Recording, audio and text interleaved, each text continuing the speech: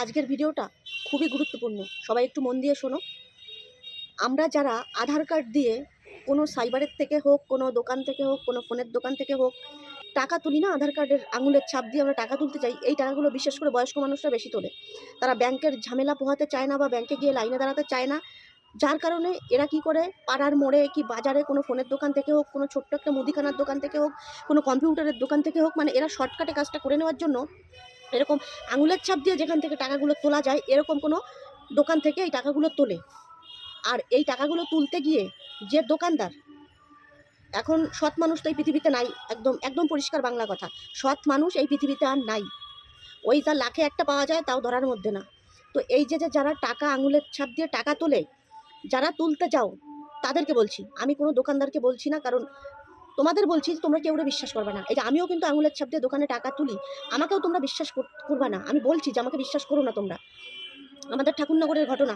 যারা টাকা তুলতে যাও তাদেরকে বলবো যে তোমরা যদি নিজেরা না বোঝো যে কয় টাকা তুললে ক টাকা দোকানদার দিল, যদি কোনো কিছু না বোঝো বা না জানো, তাহলে তোমরা সাথে করে কাউকে নিয়ে যাবা যে যারা অন্তত একটুখানি বোঝে।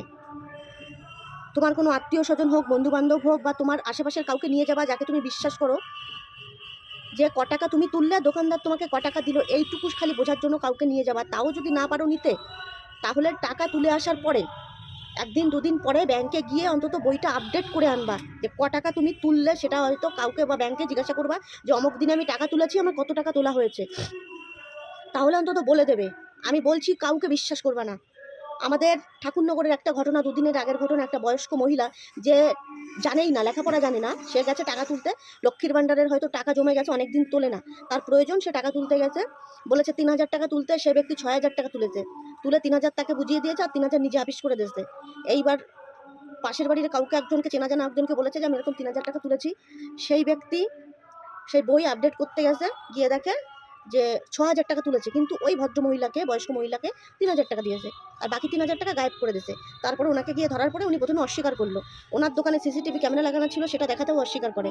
লাস্টে যাই হোক, লোকজন নিয়ে যাওয়ার পরে, সেখানে হয়তো একজন সিভিক পুলিশ নিয়ে গেছিলো, সেখানে লোকজন নিয়ে যাওয়ার পরে তারপরে প্রেশার ক্রিয়েট করার পরে সিসিটিভি খুলে দেখাতে সে বাধ্য হয়। তারপরে দেখা যায় না 500 টাকা 6টা করকরে নোট সেই ভদ্রমহিলাকে দিয়েছে, আর দেয়নি।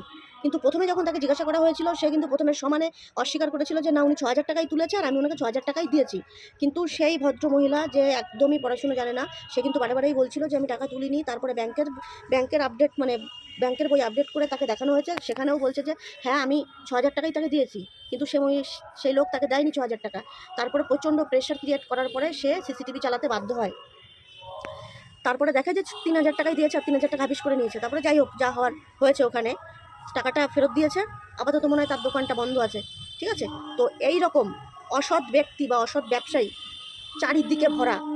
আমি তোমাদের বলবো যে যারা টাকা তুলতে যাও কোনো দোকান থেকে আঙুলের ছাপ দিয়ে, তাদের বলবো তোমরা সাথে করে হয় কাউকে নিয়ে যাও, আর নয়তো টাকা তুলে আনার পরে ব্যাংকের থেকে গিয়ে বইটা আপডেট করে ব্যাংকের লোককেই জিজ্ঞাসা করবা যে ক টাকা বেরিয়েছে, অমুক দিনে টাকা তুলেছিলাম, ক টাকা তুলেছি। অন্তত একবার একটু শিওর হয়ে নিও, কারণ এরকম চিটিং বাজে পরিবেশটা ভরে গেছে, সমাজে একটাও ভালো মানুষ নাই। তার জন্য আমি কথাটা বললাম, ঠিক আছে। আমিও টাকা তুলি, আমাকেও বিশ্বাস করবা না, আমার কাছ থেকেও টাকা তুলে নিয়ে গিয়ে ব্যাংকের থেকে আপডেট করিয়ে দেখবা যে ক টাকা তুললে, ঠিক আছে, মনে থাকবে কথাটা, প্রত্যেকে করবা এটা।